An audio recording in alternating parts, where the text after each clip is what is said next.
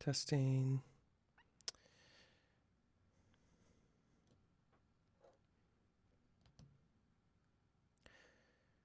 Hello, degenerates.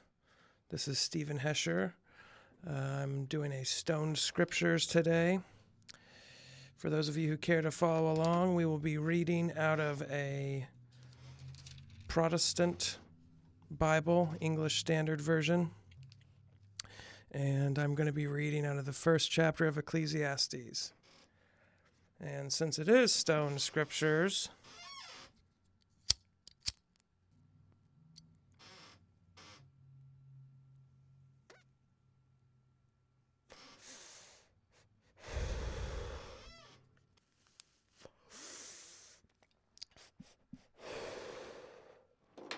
I am pairing my Ecclesiastes today with some fucking weed. I don't know.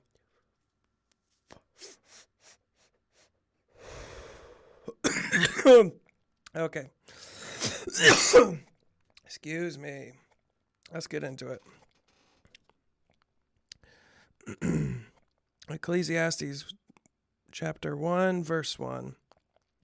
The words of the preacher, the son of David, king in Jerusalem. Vanity of vanities, says the preacher. Vanity of vanities, all is vanity. What does man gain by all the toil at which he toils under the sun? A generation goes and a generation comes, but the earth remains forever. The sun rises and the sun goes down and hastens to the place where it rises. The wind blows to the south and goes around to the north. Around and around goes the wind, and on its circuits the wind returns. All streams run to the sea, but the sea is not full. To the place where the streams flow, there they flow again. All things are full of weariness. A man cannot utter it. The eye is not satisfied with seeing, nor the ear filled with hearing.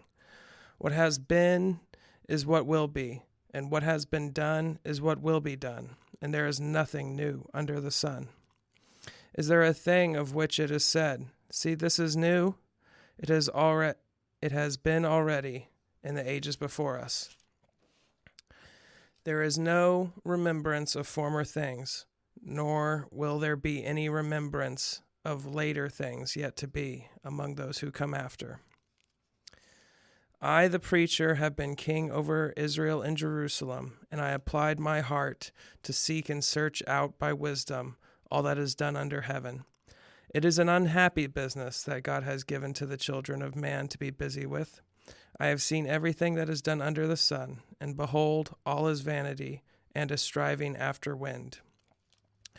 What is crooked cannot be made straight, and what is lacking cannot be counted. I said in my heart, I have acquired great wisdom, surpassing all who are over Jerusalem before me. And my heart has had great experience of wisdom and knowledge. And I applied my heart to know wisdom and to know madness and folly. I perceived that this is also but a striving after wind. For in much wisdom is much vexation, and he who increases knowledge increases sorrow. This book, Ecclesiastes, is supposedly written by King Solomon, who was the son of David. I believe he was actually the illegitimate son between David and Bathsheba, but that's a story for a different time. And there is some controversy as to whether or not Solomon actually wrote it, but that's how I was taught, and it kind of helps me get a better idea of what the book is saying, imagining a king writing it. This book is often compared to the book of Job because both of them are so really depressing, and both are talking about kind of the futility of life. But while Job is written by someone who has lost everything, Ecclesiastes is written by someone who has almost grown fat on life, who has had all of their needs met, who has never been hungry, and who can kind of explore the existential nightmare of life from a seat of great comfort and power. And I think that between the books Ecclesiastes and Job, Ecclesiastes speaks more to me because I come from a background of some privilege. I have parents that were of the upper middle class. So I never went hungry growing up. And yeah, this book really spoke to me as a teenager. It continues to speak to me now.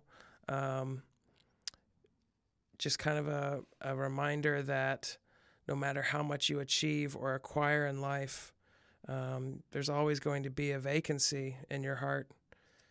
I really enjoy how it is interesting to me that it talks about how there's nothing new under the sun. And I think that definitely held water at one time in history. I mean, the author of Ecclesiastes would have been writing from a period of history where thousands of years could go by without really much significant technological advancement. And we don't live in that kind of a time anymore. Life in 5 years is probably going to be a lot more different than it was, 20 years ago.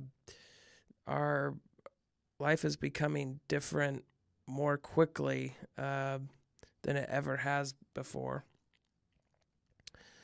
But there is still quite a bit in the world that is really just a copy of a copy. We've the arts, the civics, there's all sorts of areas of our civilization that have been played out time and time again in the various civilizations that have come and gone.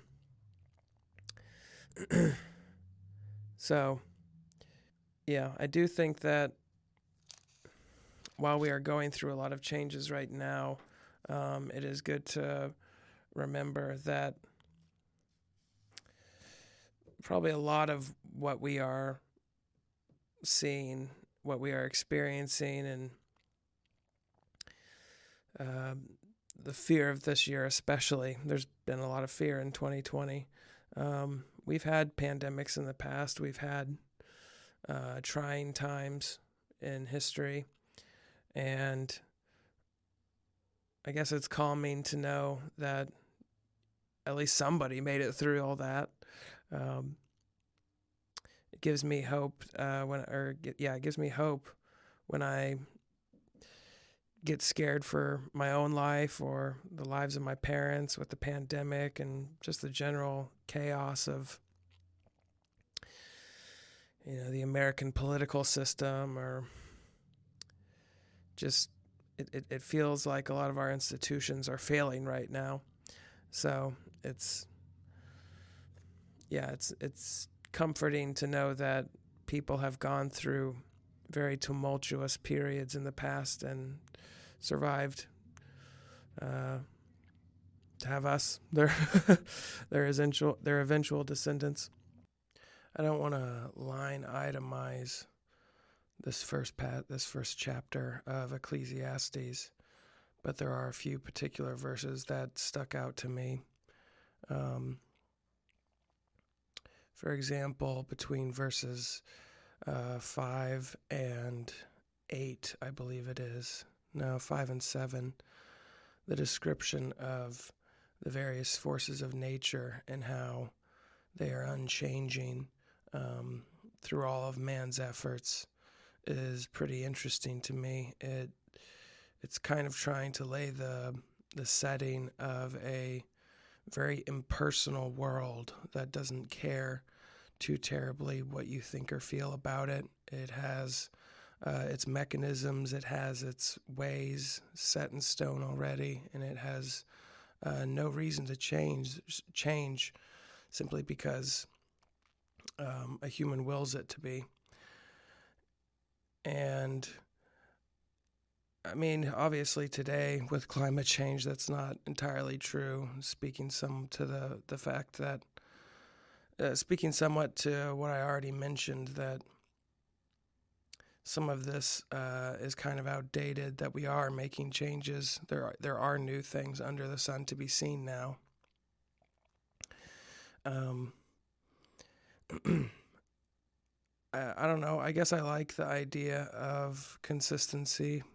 That's comforting to me. The same reason that the notion of there having been pandemics in the past, there having been political turmoil in the past, is comforting to me, knowing that at least somebody made it through that.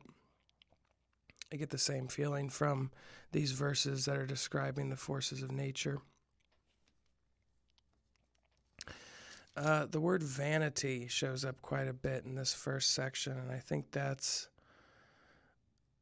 pretty appropriate, since we're talking about how hollow and facade-like so much of life is. Yeah. It's a little baked. Ugh. All right. Thank you all for tuning in. Next time I will be covering Ecclesiastes chapter 2. My name is Stephen Hesher, and this is Stoned Scriptures.